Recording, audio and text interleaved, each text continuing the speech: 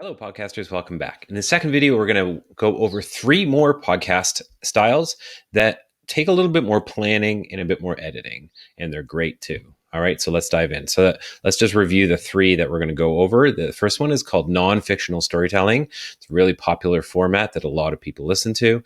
The next one is fictional storytelling, sometimes called podcast theater. And the last one is repurposed content. So let's go through them.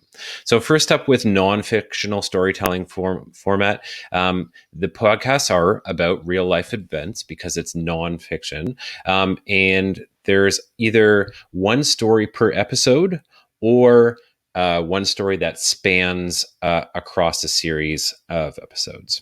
So the benefits or pros to this are, with this kind of format, you're really layering a whole bunch of different kinds of audio. You can narrate the audio, grab interviews and news clips and environmental sounds and sound effects and anything that brings your nonfiction story to life.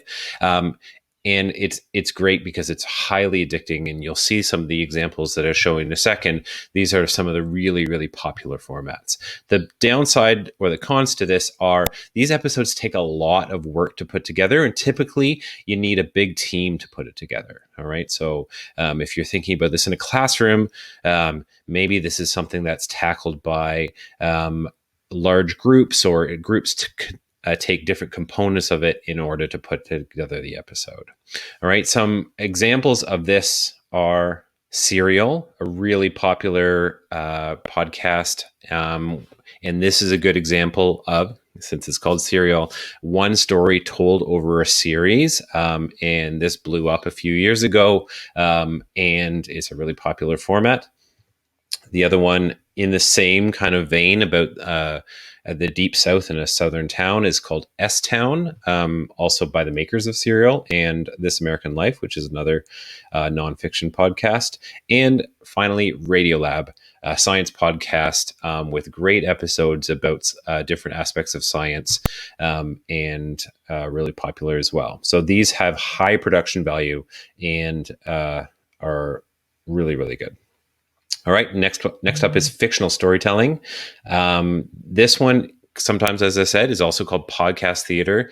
You either see a single narrative voice, all right, which can be quite simple. It's like hopping on the mic, like a solo monologue, and telling an engaging storytelling style, or using multiple actors and sound effects and really kind of getting a dramatic production, almost like a radio play or podcast theater. So the benefits of this one is because it's not based in fact and reporting on something.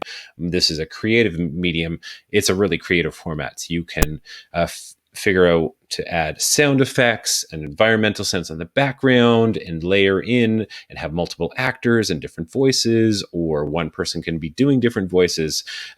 Really, the creative limits are just what you can imagine.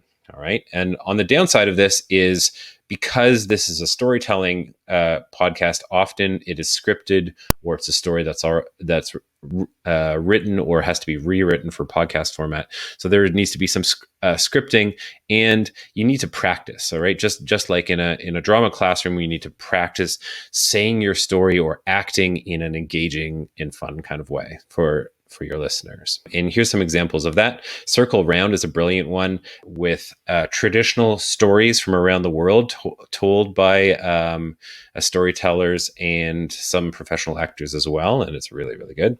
The Unexplainable Disappearance of Mars Patel, that this one is made by kids and got kids on it. And it's really, really engaging, kind of like a mystery series. And last is Welcome to Night Vale, another really spooky series on some fictional stories. Last is Welcome to Night Vale, which is another fictional, creepy mystery kind of podcast.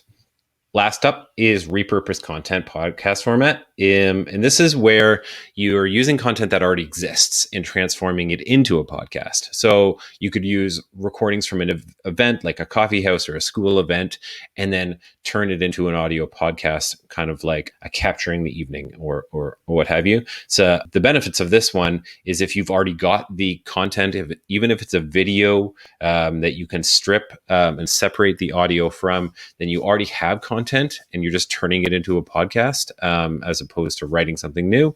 The downsides to this are sometimes if you are taking video and turning it, just taking the audio from it, it doesn't always transfer well because maybe the video is referring to something, but they don't explain it properly in the audio. So you have to really listen to say, does this translate well to audio? And you have to edit them together. So this, like the content you are using may not be specifically used for a podcast. You have to do a bit of editing and weaving together to make it work for an audio podcast. So some examples of this are the TED Radio Hour for NPR, where they take the TED Talks and they turn them into podcast episodes. The Moth does a similar thing where the Moth does live storytelling on stage without notes, and then they take those recordings and they turn that into a podcast. And last is also Coulson Radio again. They did an episode where they documented a film festival that they had at their school. And so they used content from the film festival as well as interviews from that night and repurposed it to turn it into an audio podcast. So there it is. Those are the 7 in total. What you want to try to figure out now is which one is a good fit for your podcast and which one you're going to commit to. Good luck.